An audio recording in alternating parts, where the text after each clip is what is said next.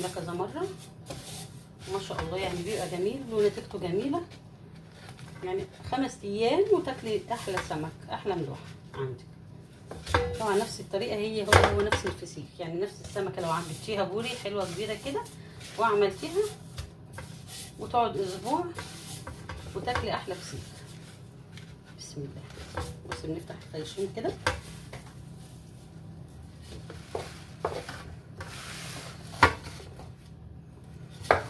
بفتح الخياشيم كده واحط هنا ملح عشان التسويه مش مبين.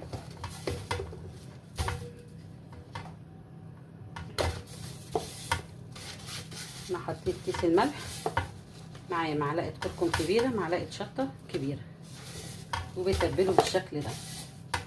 السمك غسلاه من الصبح وسايباه يتصفى قد ايه، يعني على الاقل ساعتين. تسيبيه يتصفى ساعتين ان هو ما يبقاش فيه ميه، تنزل كل الميه اللي فيه.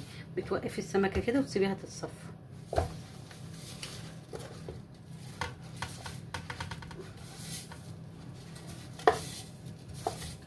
5 ايام اسبوع بالكتير قوي، وتفتحي عليه تلاقيه زي جميل زبده كده زي ما بيقولوا.